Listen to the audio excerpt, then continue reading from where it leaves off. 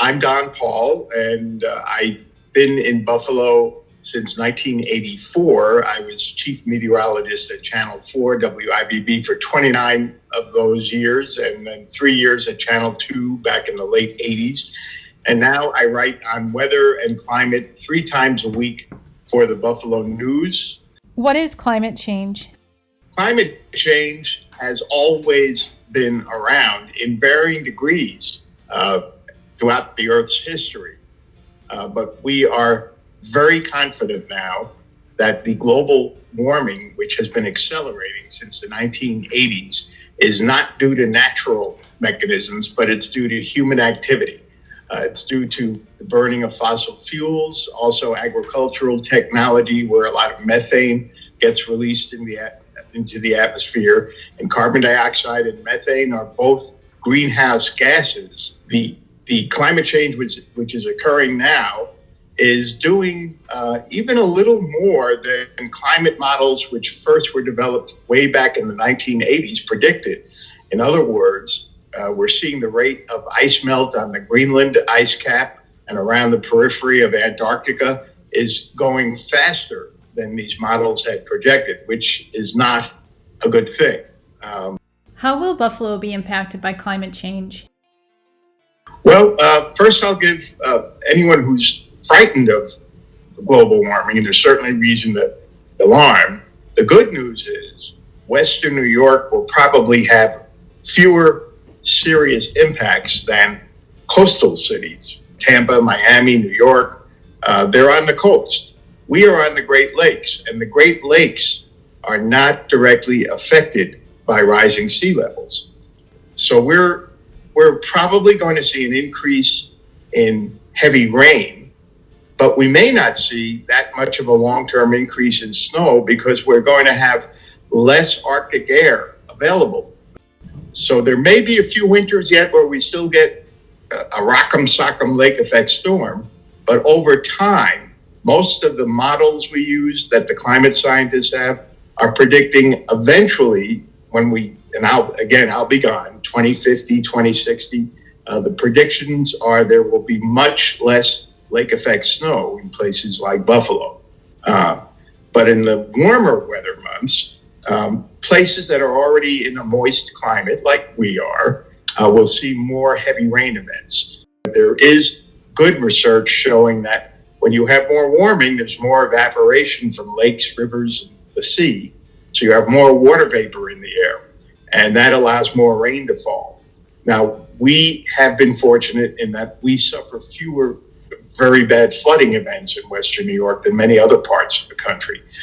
So we're in a place that if you worry about weather, it's one of the safer places. While occasionally we have some bad flooding in Gowanda along certain creeks, most of our flooding in Buffalo is during the late winter when ice jams on the streams and creeks start to break up and then form dams, and the water behind the dam goes up and over the banks. This winter, up to this point, we haven't had that much ice on streams and creeks because we have been milder than average. And as you get more and more milder winters, we're less likely to have ice jam flooding. So we're, comparatively speaking, we're in a better place than a lot of other Americans and a lot of other people in other nations. And then we have populations in Phoenix and Tucson and other Southwest cities, which are extremely arid, who are dependent on the Colorado River, and the population is still growing in places like Phoenix. And the water resources are going to get slimmer and slimmer over the next 20 and 30 years. There isn't going to be enough water. Now, I'm not a visionary who can see 30 years from now, but I will make an amateur prediction that someday later in the century, some of the people who have moved to the Sun Belt and also to the Southwest are going to come back to the Great Lakes in the Northeast because there simply isn't going to be enough water to sustain their economies. And their populations are still growing at a pretty good clip. So if you're living in a desert and your population's growing and droughts are increasing where you already don't have a whole lot of rain to work with, you could be heading for some very serious long-term trouble. So these things Doesn't mean it's going to be getting warmer and warmer on a straight line. There's still going to be some downs occasionally, but over time, it's going to keep going up. Why should we help with climate change? The warming which the globe is experiencing would not occur without human activity. Atmospheric scientists, climate scientists, physicists, mathematicians, that if we don't have a real turnaround in about 10 to 12 years in how much fossil fuel is being burned, some of our warming is going to move toward the worst case scenario when your kids are growing up. And you have to think of the latter part of this century. Sea level rise will increase, and 30% of the world's population lives in what are called coastal floodplains.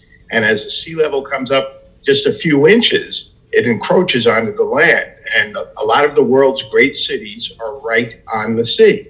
New York City, Manhattan, Brooklyn, Queens, right on the Atlantic. Miami already has flooding at high tide, even when there's no storm nearby, because of rising sea levels. So we're already seeing these impacts. It's not something that hasn't happened yet. It's happening now.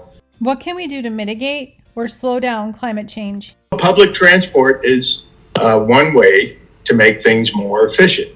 One bus, even if it were a bus burning fossil fuels, transporting 20 or 30 people, those 20 or 30 people each driving cars would be giving off a lot more greenhouse gases from 20 or 30 cars. And if you have the ability to use public transportation, you're doing something that counts, really is. And boy, does that add up if a lot of people do it. That adds up a lot. And now we're going to have buses coming out that are hybrid buses and working off batteries, which will reduce the amount of emissions as well. You have to have electricity to charge the batteries, but that produces less greenhouse gas than using fossil fuels in the buses and cars. And more people are going to be buying electric cars. How does buying local help climate change? Well, yeah, I think it's a great option. And what I like to see at my supermarket, and I don't think it's unique, they even put up the names of the local farms they got the blueberries from or they got the peaches from. The food isn't having to be transported in big trucks over long distances to get to the supermarket. It's also good for our local economy. How can we learn more about climate change? One of my favorite websites on climate science, it's climate.nasa.gov. It's run by NASA, the National Aeronautical and Space Administration, and it's packed with articles. It's updated constantly, and they have a whole bunch of new articles at the start of each month. Of course, it's free, but they are constantly updating how much carbon dioxide is in the atmosphere this month. There are certain observatories around the world which measure how many parts per million. What's the latest on ice melt rates each month?